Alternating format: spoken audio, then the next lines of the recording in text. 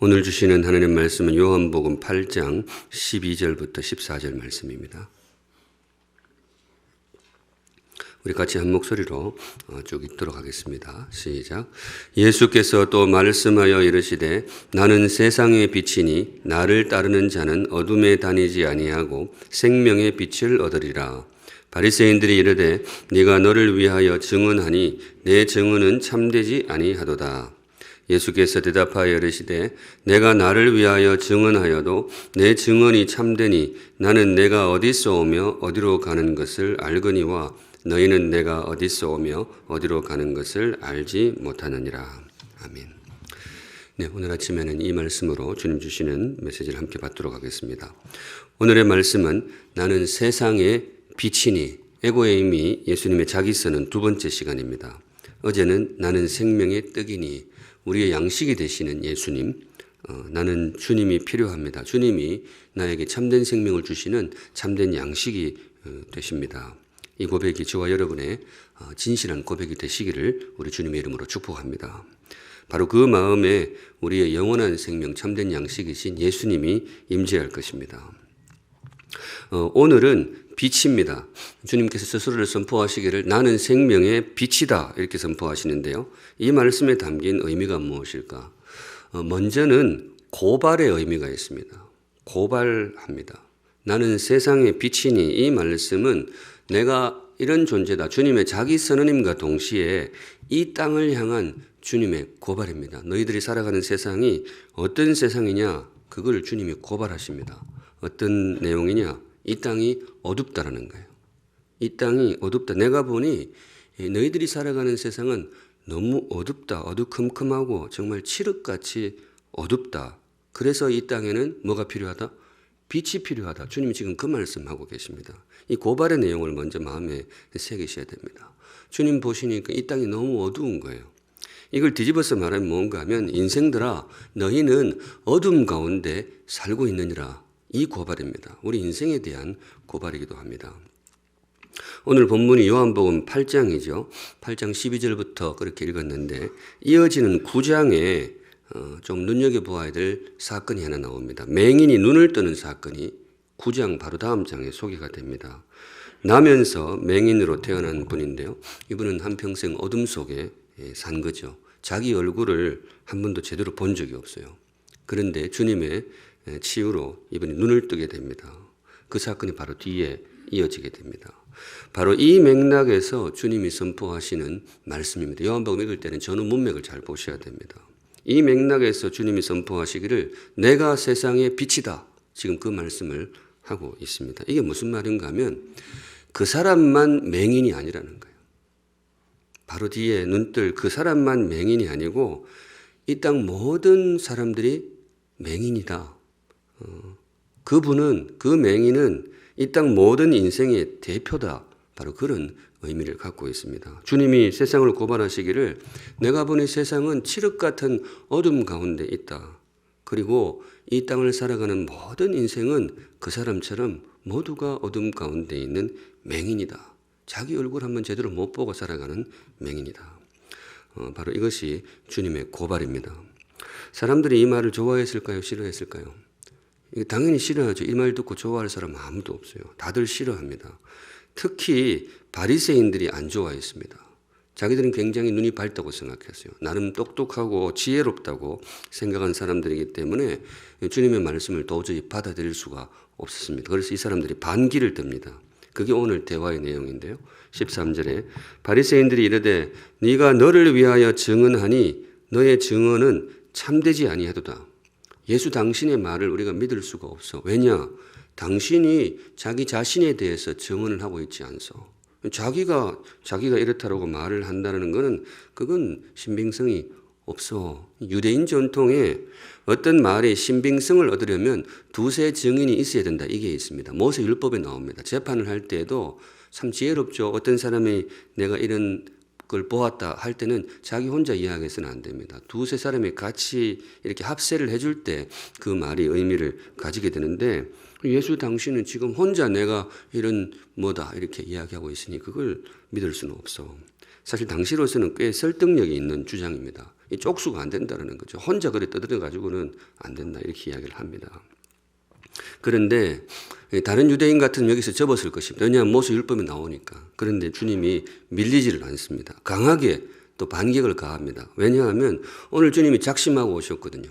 이 땅에 꼭 가르쳐야 될 진실이 있습니다.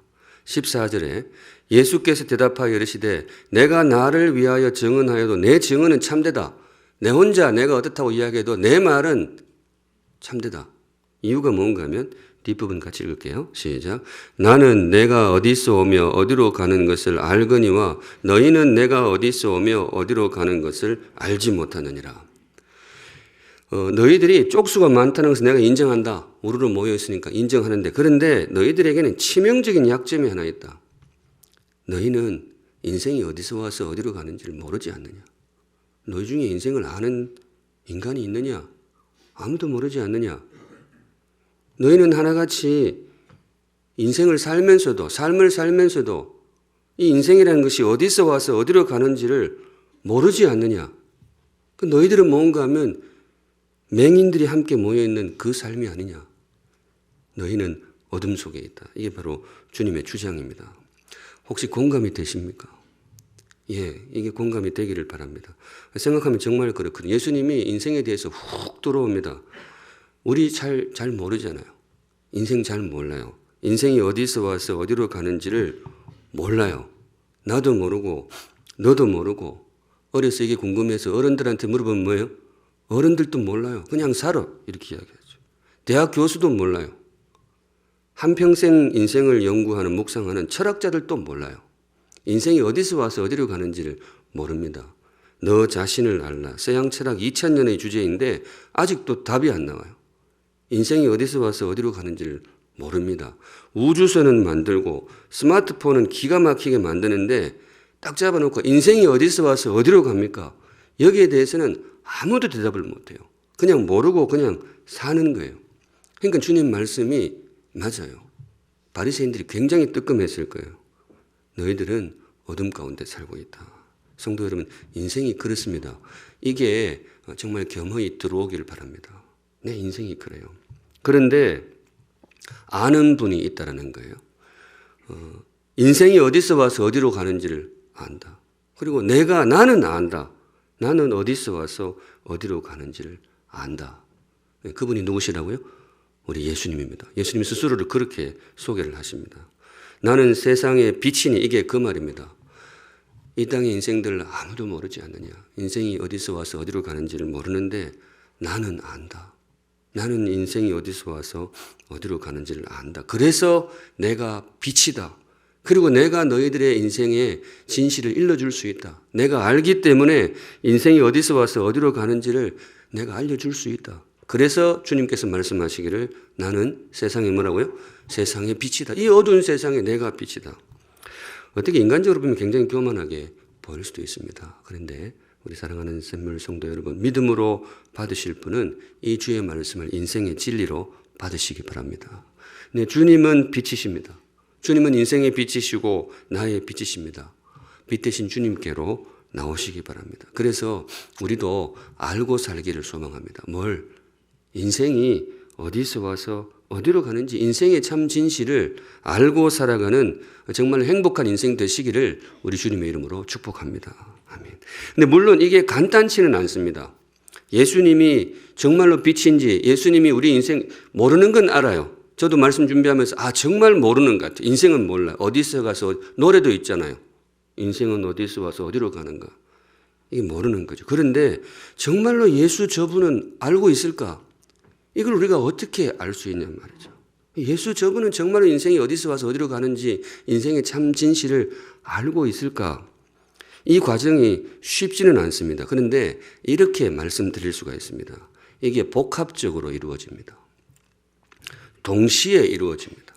두 가지가 동시에 이루어지는데 이 두 가지가 뭔가 하면 하나는 인생의 진실입니다. 인생의 참모습, 이게 하나이고 또 하나는 뭔가 하면 예수님이 정말로 인생의 진실을 알고 있는 빛이라는 거. 이게 사실 두 가지 지식인데 두 가지 지식이 어떻게 이루어진다고요? 동시에 복합적으로 이루어집니다. 어떤 과정을 통해서 이루어지는가 하면 인생이 예수 앞에 섰을 때 그동안 몰랐던 내 모습이 드러나는 경험을 하는 사람이 있습니다. 많은 분들이 그렇게 했어요. 다른 데서는 몰랐는데 예수 앞에 딱 예수를 대면하니까 인생이 이런 거였구나. 그걸 확 깨닫는 경우가 있어요. 근데 보니까 그게 인생이 맞아요. 인생의 진실을 깨닫는 거죠. 그런데 그 순간 동시에 깨닫게 되는 또 하나의 지식이 있습니다. 예수 저분이 뭐라고요? 빛이구나. 이걸 그때 또 깨닫게 돼요. 이 두 가지 지식이 동시에 이루어집니다. 인생은 정말 이런 거구나. 이 지식하고, 예수 저분이 정말로 인생의 진실을 보여주는 빛이구나. 이 둘이 복합적으로 동시에 우리에게 일어나게 됩니다. 그래서 조금 어려운 과정일 수가 있는데, 인생의 참모습을 알려면, 그리고 예수 그분이 정말로 인생의 빛임을 알려면 일단 뭐예요? 그분 앞에 서봐야 됩니다. 그분 앞에 설 때에 이걸 두 가지를 동시에 깨닫게 됩니다. 거울 앞에 서듯이 예수 앞에 설 때 그때 알게 됩니다. 인생이 이런 거구나. 내가 이런 존재이구나. 그걸 알게 되고 동시에 예수를 알게 됩니다. 진짜 예수 저분이 인생의 빛이구나. 아침에 조금 이렇게 어려울 수 있는데 여하튼 이 두 가지가 동시에 이루어져야 되는데 오늘 이 시간 그것을 경험한 사람들을 소개하도록 하겠습니다. 어떤 분들이 예수 앞에 섰습니다. 거기서 그간 몰랐던 자신의 참모습을 깨닫게 돼요. 그걸 경험합니다. 바로 그 자리에서 예수가 빛이구나 이걸 깨닫게 됩니다. 이분들이 깨달은 인생의 진실, 예수 앞에서 사람들이 깨달은 인생의 진실을 제가 몇 가지 소개할 테니까 그 마음에 받으시고 우리 인생의 진실도 깨닫고 또 뭐예요? 예수님이 빛이란 것도 깨닫고 그래서 그분 앞에 더 가까이 나아가는 귀한 시간이 되기를 주님의 이름으로 축복합니다. 들어가면 우선 첫째, 예수 앞에서 발견하는 인생의 참모습이 뭐냐? 죄인입니다. 죄인. 이걸 깨닫게 돼요. 사람들이 주님 앞에서 섰을 때에 그전까지는 내가 괜찮은 인생인 줄 알았는데 예수 앞에 서니까 훅 올라오는 깨달음이 있어요. 내가 죄인이구나. 다른 데서는 못 깨달았는데 예수 앞에 딱 서니까 이게 확 올라오는 거예요. 오늘 본문 앞에 또 우리가 눈여겨보아야 할 사건이 나옵니다. 요한복음 8장 초두부터 나오는 사건인데요. 그 유명한 간음 현장에서 잡혀온 여인 사건이 바로 요 말씀 바로 직전에 나옵니다. 바로 그게 그 말입니다. 서기관들과 바리새인들이 그 여인을 잡아왔어요. 이 사람들입니다. 서기관과 바리새인들이 오늘 예수 앞에 서는 사건입니다.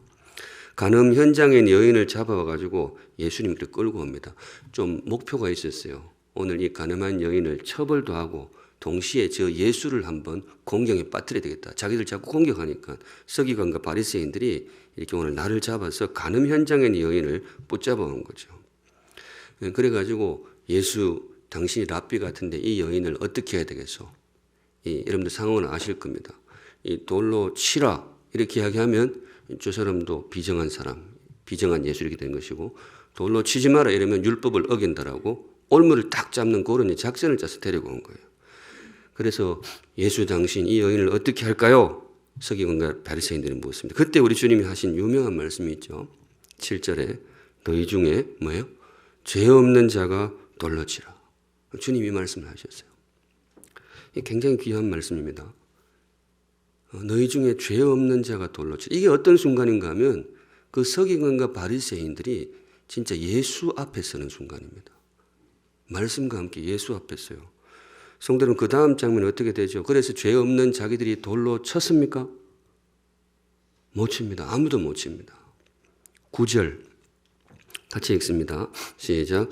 그들이 이 말씀을 듣고 양심의 가책을 느껴 어른으로 시작하여 젊은이까지 하나씩 하나씩 나가고 오직 예수와 그 가운데 섰는 여자만 남았더라.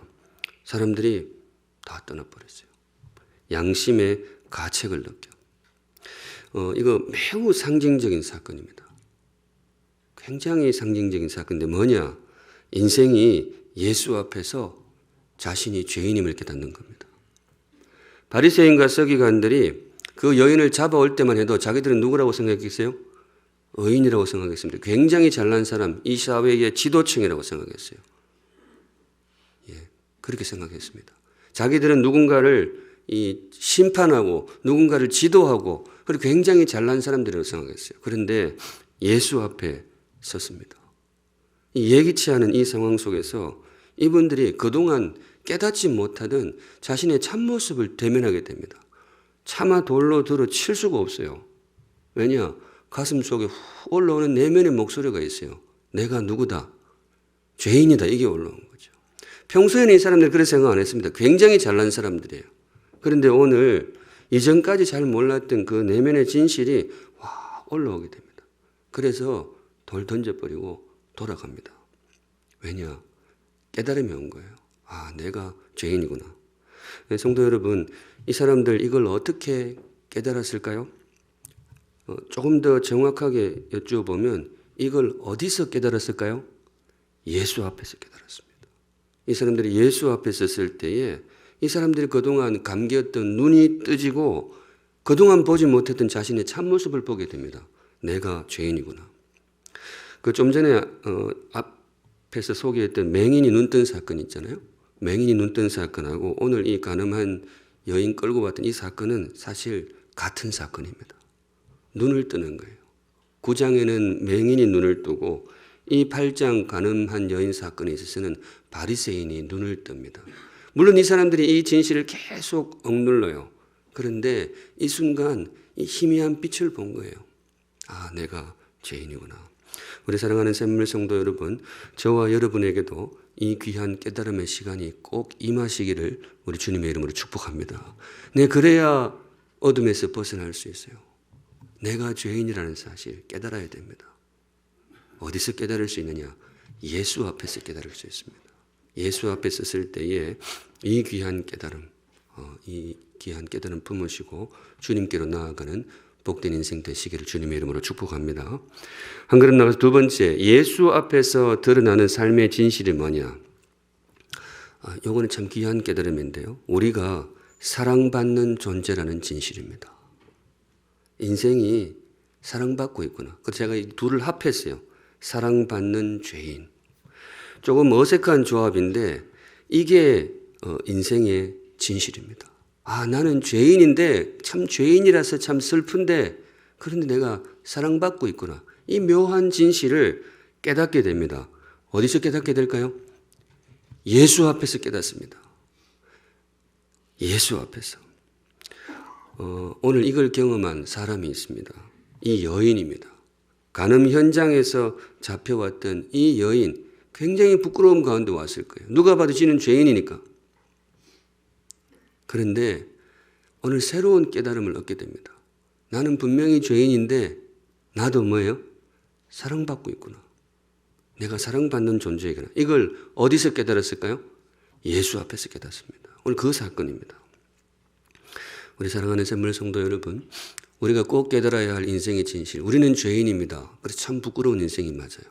그런데 우리에게 정말 행복한 진실이 있는데 저와 여러분은 뭐예요? 사랑받는 존재입니다. 이 우주에 우리를 정말로 온 마음 다해 사랑하는 분이 계십니다. 세상은 이걸 잘 몰라요. 세상은 인생을 던져진 존재로 봅니다. 이 땅에 던져진 존재 혹은 버려진 존재. 누구도 지켜보지 않고 누구도 마음 쓰지 않고 그저 차가운 우연 속에 던져진 우연한 존재, 허망한 던져진 존재로 봅니다. 진화론이 대표적이라고 볼 수 있어요. 많은 분들이 그냥 그걸 받아들이고 사는데 전 참 안타까워요. 그 진화론이 주장하는 인생의 모습이 뭐냐? 여러 과학적인 언어로 막 아주 세련되게 이렇게 이야기를 하지만은 이렇게 훅 한 걸음 나서 이게 뭐지 보면 인생의 던져진 존재로 보는 거예요. 아무 의미도 없어요. 그저 칠흑 같은 우주에 그냥 던져졌어요. 어느 날 이렇게 우연히 이렇게 움직이고 이렇게 좀 호흡하고 살다가 그러다가 세월 가면 그냥 흙으로 돌아가는 아주 우연적인 던져진 존재로 봐요. 그 과학적인 언어로 아무리 포장해도 진화론이 결국 그거예요. 굉장히 차가운 인생관을 가지고 있습니다. 근데 세상이 왜 그렇게 보느냐? 왜 인생을 그렇게 던져진 존재, 아무도 지켜보는 이 없는 그냥 던져진 우연덩어리로 보느냐? 어둠 가운데 있어서 그렇습니다. 우리 주님 말씀하시길 왜 그렇게 살아가고 있느냐? 맹인이라서 그래요. 자기 얼굴을 본 적이 없어요. 자기가 얼마나 사랑받는 존재인지를 세상이 모르고 살아요. 왜냐? 어둠 가운데 있기 때문에 그렇습니다. 그런데 그걸 깨닫는 순간이 있습니다. 아, 내가 그냥 우연한 칠흑 같은 어둠의 우주에 던져진 존재가 아니고 내가 정말로 사랑받는 존재이구나. 내가 비록 죄인이지만 나는 정말 행복한 사랑받는 존재이구나. 이걸 깨닫는 순간이 있어요. 어디서 깨달을까요? 예수 앞에 섰을 때 깨닫습니다. 예수 앞에 섰을 때. 우리 사랑하는 샘물성도 여러분, 예수 앞에 서는 인생 되시기를 주님의 이름으로 축복합니다. 네, 이 진실을 깨달아야 돼요. 그러면 삶이 달라져요. 오늘 가늠한 여인이 그랬습니다. 이 경험을 합니다. 자기가 죄인이라는 사실을 이 사람 누구보다 잘 알아요. 죄 중에서도 간음죄 얼마나 부끄러워요. 그리고 그것도 여인이에요. 그것도 현장에서 잡혔어요. 얼마나 부끄러웠겠어요. 그런데 오늘 정말 놀라운 사실을 깨닫게 됩니다. 나는 죄인인데, 내가 봐도 나는 너무 누추한 죄인인데 참 감사하게도 내가 사랑받고 있는 거예요. 예수님의 눈빛에서 그간 몰랐던 자신의 얼굴을 발견합니다. 예수의 얼굴 앞에서, 예수의 눈빛 앞에서 이 사람이 그간 깨닫지 못했던 인생의 진실을 깨닫습니다. 나도 사랑받고 있구나. 바리새인 앞에 섰을 때는 이걸 못 깨달았어요. 서기관들 손에 이끌려 올 때만 해도 자기는 죄인이고 그걸로 끝이었어요. 정죄받는 존재이고 그래서 비천하게 내동댕이 쳐야 될, 돌에 맞아 죽어야 할 그런 사람이라고만 생각하고 살았는데 끌려와서 이상한 분 앞에 선 거지. 이분이 참 이날 참 행복한 날이었어요. 예수라는 분 앞에 섰는데 갑자기 눈이 열리는 거지. 내가 단지 죄인이 아니구나. 나도 사랑받는 존재이구나. 우리 사랑하는 샘물 성도 여러분, 이 여인에게 임한 이 행복한 깨달음이 저와 여러분에게도 임하시기를 우리 주님의 이름으로 축복합니다. 아멘. 말이 좀 조심스럽지만은 이 여인과 같은 일은 하지 마시고 우리 성도에게는 그러면 안 되죠. 그런데 우리에게도 이런저런 허물이 있기 때문에 내가 죄인인 걸 알죠. 그런데 그것도 그렇지만은 내가 사랑받고 있는 존재이구나. 내가 정말로 행복한 존재이구나. 그게 인생의 진실입니다. 예수 앞에서 이 진실을 깨달을 수가 있습니다. 우리가 내가 사랑받고 있구나 이 진실을 가장 깊이 깨닫는 자리가 있습니다. 바로 십자가 앞에서입니다. 예수의 십자가 앞에서, 또 십자가에 달린 예수 앞에서 우리가 사랑받는 존재라는 것을 거기서 깨닫게 됩니다. 릭 워렌 목사님이라고 이미 은퇴하셨지만 참 귀한 말씀을 많이 주신 분인데, 이분이 설교 중에 십자가에 주님이 왜 이렇게 달리셨을까? 이걸 풀이한 적이 있어요. 십자가에서 주님이 왜 이렇게 달리셨을까? 이분이 풀이하기를 내가 너를 이따만큼 사랑한다. 그렇게 하려고 이래 달려 죽으셨다. 그분이 그렇게 표현을 하셨습니다. 사실 역사적으로는 맞지 않습니다. 예수님이 왜 이렇게 죽었느냐? 당시 십자가에 달린 죄인들 다 이렇게 죽었어요. 다 못을 박아 이렇게 죽었어요. 그런데 릭 워렌 목사님이 그런 해석을 내놨어요. 그게 아니고 내가 너를 이따만큼 사랑한다. 이거 하려고 이렇게 죽으셨다. 근데 생각하면 그것도 맞는 것 같아요. 주님의 그 모습 속에서 나를 향한 주님의 사랑을 발견합니다. 우리 사랑하는 샘물 성도 여러분, 눈을 뜨시기 바랍니다. 인생의 진실을 보고 사시기 바랍니다. 우리는 죄인이지만 굉장히 행복한 죄인입니다. 예, 우리는 참 못난 죄인이지만은 정말 행복한 죄인입니다. 우리는 사랑받고 있습니다. 우리는 던져진 존재가 아닙니다. 차가운 우주 속에 던져진 존재가 아닙니다. 우리는 사랑받고 있습니다. 처음부터 그랬어요. 그 찬양이 맞아요. 우리는 사랑받기 위해 태어났습니다. 사랑 가운데 태어났고 비록 죄로 인해서 사랑받을 자격은 상실하였지만 그럼에도 변치 않는 사실, 우리는 뭐예요? 사랑받고 있습니다. 이 행복한 진실, 안타깝게도 세상이 이걸 몰라요. 굉장히 똑똑한 것 같은데 이걸 몰라요. 바라기는 세상도 이제는 빛으로 나오기를 간절히 소망합니다. 그래서 함께 알고 살면 좋겠어요. 우리는 죄인이지만은 나는 사랑받고 있다. 이 정말로 보석과 같은 진실이 저와 여러분에게 임하시기를 우리 주님의 이름으로 축복합니다. 아멘. 마지막으로 예수 앞에서 드러나는 인생의 진실. 변화될 죄인입니다. 변화될 죄인. 인생의 진실, 주님 앞에서 한 가지 더 깨닫습니다. 우리는 변화될 수 있다. 세상은 사실 인생의 변화 가능성에 대해서 그렇게 높게 안 봅니다. 인생은 잘 안 변해. 사실 성경에도 그런 세상의 생각을 반영해 주는 경우가 있습니다. 이레미야 13장 23절에 구수인이 그의 피부를, 구수인은 이 아프리카 사람을 이야기하거든요. 표범이 그의 반점을 변하게 할 수 있느냐? 할 수 있을진데 악에 익숙한 너희도 선을 행할 수 있으리라. 선지자가 이렇게 이야기하는 거예요. 하도 이스라엘 백성들이 죄 가운데 사니까 내가 보니 너희들은 아주 싹수가 놀았다. 안 될 인간들이다. 아프리카 저 흑인들의 피부가 하얘질 수 있다면 너희도 죄에서 벗어날 수 있을 것이다. 표범이 그 반점이 사라지게 할 수 있다면 문질러가지고 사라질 수 있으면 너희도 죄에서 벗어날 수 있을 것이다. 무슨 말이겠어요? 너희들은 안 될 인간이야. 근데 이게 성경의 진심이냐? 아닙니다. 선지자의 답답함, 하나님의 답답함을 이야기하는 거죠. 성경은 인생의 변화 가능성을 긍정합니다. 아무리 죄인이어도 변화될 수 있다. 그 진실을 어디서 깨닫느냐? 누구 앞에서 깨달을까요? 예수 앞에서 깨닫습니다. 그런즉 누구든지 그리스도 안에 있으면 새로운 피조물이라. 이전 것은 지나갔으니 보라 새 것이 되었도다. 누구 앞에서? 예수 앞에서. 누구든지 예수 앞에 있으면 변화될 수 있다. 우리 사랑하는 샘물 성도 여러분, 가끔 이 말씀이 필요한 분들이 있습니다. 성도 여러분 변화될 수 있습니다. 예, 변화될 수 있습니다. 네, 정말로 변화될 수 있습니다. 많은 사람들이 변화가 되었습니다.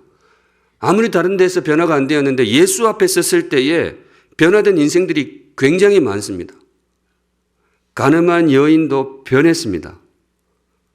그 돌로 치려왔던 그 사람들도 변화의 조짐이 보이기 시작합니다. 바울도 변했고 베드로도 변했고 여기 계신 분들도 많이 변했어요. 수많은 인생들이 인생이 정말로 변화될 수 있구나. 도무지 변화될 것 같지 않던 사람이 변화되는 것을 경험합니다. 어디에서? 예수 앞에서. 예수 앞에서 변화될 수 있습니다. 우리는 변화될 수 있다. 예수 앞에 서셔서 이 놀라운 인생의 진실을 발견하는 행복한 인생 되시기를 우리 주님의 이름으로 축복합니다. 근데 우리 속에서 계속 그런 생각이 올라와요. 변하겠나? 아이고, 저 인간이 변하겠나? 올라와요. 근데 왜 그러는가 하면 우리의 눈이 아직도 어둡기 때문에 그래요. 세상은 지금도 사람의 변화의 가능성에 대해서 그렇게 긍정적이지 않습니다. 심지어 지금 설교하고 있는 목사도 속으로는 이래 해도 변하겠나 이런 생각 올라올 때가 있단 말이에요. 우리가 자꾸 그런 생각이 올라와요. 왜 그러는가 하면 우리가 자꾸 어둠의 영향을 받는 거죠. 그런데 우리 사랑하는 샘물 성도 여러분, 우리 어둠을 뒤로 하고 빛 가운데로 나아갈 수 있기를 우리 주님의 이름으로 축복합니다. 빛이신 예수님이 보여주시는 인생의 진실은 이겁니다. 그런즉 누구든지 예수 앞에 있으면 변화될 수 있다. 새로운 피조물이라. 그것도 완전히 변화될 수 있다. 이전 것은 지나갔으니 보라 새 것이 되었도다. 어떤 분들은 그렇게 생각해요. 과거는 지울 수 없다. 지나간 세월은 지울 수가 없다. 성경은 그 부분에 대해서도 예수 앞에 쓰면 다를 수 있다고 선포합니다. 여호와께서 말씀하시되 이사야 1장 18절 오라 우리가 서로 변론하자. 우리 한번 따져보자. 뒷부분 같이 읽습니다. 시작. 너희의 죄가 주홍 같을지라도 눈과 같이 희어질 것이요 진홍같이 붉을지라도 양털같이 희게 되리라. 지나간 과거를 어떻게 지우며 엎질러진 우리의 허물을 어떻게 지울 수 있을까? 정말 내가 변화될 수 있을까? 세상은 부정적입니다. 심지어 나약한 나도 부정적일 때가 있어요. 그런데 예수 앞에 서면 다릅니다. 이게 예수 앞에 선 인간의 변화된 모습입니다. 너희들의 과거가 주홍같이 어두울지라도 눈과 같이 희어질 것이고 너희의 삶이 때로 진홍같이 붉은 죄에 묻어 있을지라도 예수 앞에 서면 양털같이 희게 될 것이다. 믿음으로 받으실 분은 나의 참모습으로 받으시기를 우리 주님의 이름으로 축복합니다. 얼굴 볼 때는 제대로 된 거울 앞에서 봐야 됩니다. 희미한 거울 앞에서 보면 안 됩니다. 세상의 세계관의 거울 앞에서 보지 마시고 예수 앞에서 자신을 보시기 바랍니다. 그래야 제대로 알 수 있습니다. 말씀 정리하면서 제가 조금 도식 비슷하게 해보았는데, 빛 가운데 거하는 사람의 특징이 있고 어둠 속에 거하는 사람의 특징이 있습니다. 한번 자세히 보세요. 예수의 빛 가운데 들어왔을 때는 겸손합니다. 왜냐? 내가 죄인인 줄 알기 때문에. 근데 겸손한데 사람이 강해요. 용기를 잃지 않아요. 왜냐? 나는 사랑받고 있고 나는 예수 안에서 변화될 수 있기 때문에. 성도 여러분, 이런 사람이기를 바랍니다. 겸손하면서도 용기 있는 사람. 그런데 어둠 속에 거하는 사람들은 양자택일이에요. 아주 교만하거나 약하거나. 아주 교만하거나 약하거나. 사실 교만하고 약한 거는 좀 통해요. 지가 잘난 줄 알아요. 교만해요. 그런데 어느 순간 자기가 무너지는 경우가 있죠. 그러면 아무런 기댈 벽이 없어요. 지 혼자 잘났던 인생. 근데 빛 가운데 있는 사람은 살아갈 힘이 어디서 오느냐? 나의 잘남에서 오는 게 아니에요. 나는 부족하고 못났어요. 그런데 나를 사랑하는 분이 있습니다. 내가 사랑받는 존재입니다. 그렇기 때문에 무너지지 않습니다. 바로 이것이 예수 앞에서 발견하는 우리 인생의 진실입니다. 저는 말씀 준비하면서 그렇게 묵상해 봤는데 아무리 생각해도 이게 인생의 진실이 맞아요. 이게 진짜 인생의 진실이 맞아요. 그래서 저는 이걸 저의 인생의 진실로 봤습니다. 그리고 또 한 가지, 이걸 보여주는 예수님이 뭐예요? 이분이 정말 빛이 맞아요. 다른 곳에서 얻을 수 없는 인생의 정말 행복한 진실을 이분 앞에서만 얻을 수 있어요. 그래서 앞으로도 예수와 함께 살고 싶습니다. 저와 여러분 모두의 결단이기를 소망합니다. 말씀 정리합니다. 오늘 주님께서 우리에게 주신 말씀, 우리 주님이 선포하시기를 나는 세상의 빛이라.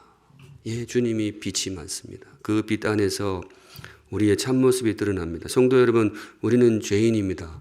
못난 죄인입니다. 그런데 참 행복한 죄인입니다. 사랑받는 죄인입니다. 그래서 우리는 아름답게 변화될 수 있습니다. 그리고 그 변화는 이미 시작이 되었습니다. 예수 앞에서 참된 나를 발견하시고 예수 앞에서 새로운 변화를 경험하는 행복한 인생 되시기를 우리 주님의 이름으로 축복합니다. 아멘. 우리 함께 찬양하겠습니다. 6월절 어린 양의 피로. 네.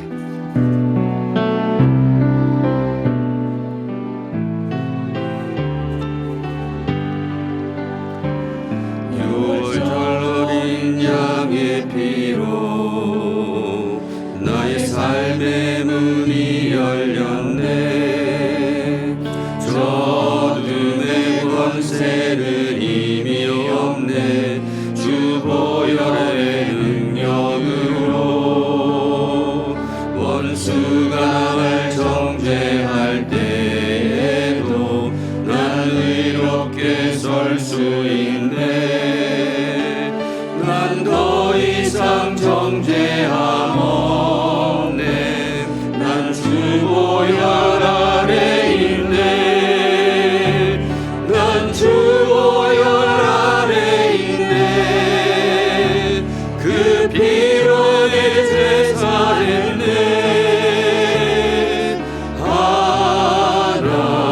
하나님의 긍휼 날 거룩해 하시었네. 난 주 보혈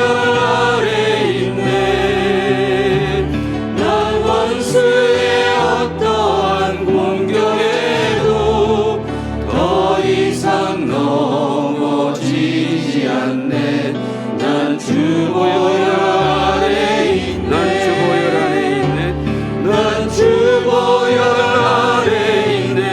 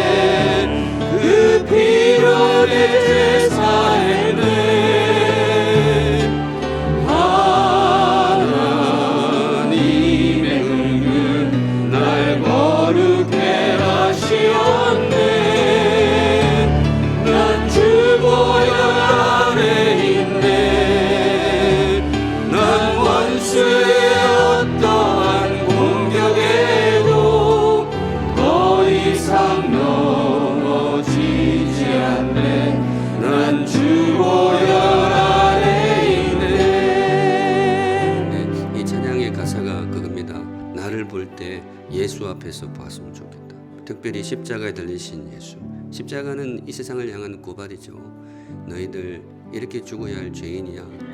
그 죄에 대한 고발입니다. 그런데 그분이 거기에 달려 죽는 이유가 뭐겠어요? 내가 너희들을 내 모든 것을 내어줄 만큼 사랑한다. 너희들은 사랑받는 존재야.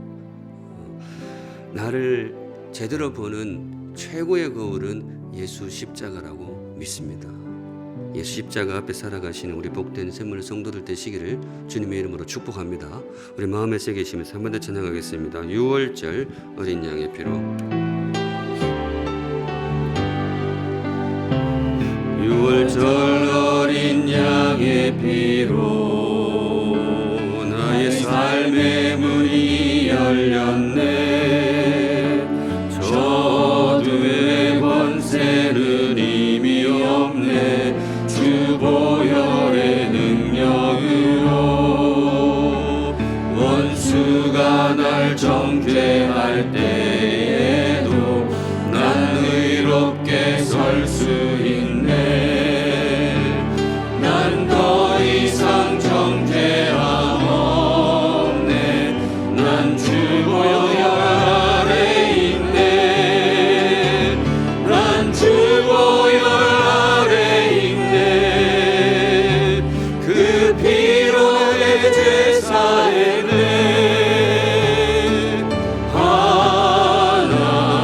하나님의 은혜를 날 거룩해 하시었네. 난 주 보혈 아래 있네. 난 원수의 어떠한 공격에도 더 이상 넘어지지 않네. 난 주 보혈 아래 있네. 난 주 보혈 아래 있네. 그 피로 내 죄 사했네. 하나님의 은혜를 날 거룩해 하시었네. 난 주 보혈 아래 있네. 난 원수의 어떠한 공격에도 더 이상 넘어지지 않네. 난 주 보혈 아래 마지막으로 난 주 보혈 아래 있네. 난 주 보혈 아래 있네. 그 피로 내 죄 사했네. 하나님의 은혜를 날 거룩해 하시었네. 난 주 보혈 아래 있네. 난 원수의 어떠한 공격에도 더 이상 넘어지지 않네.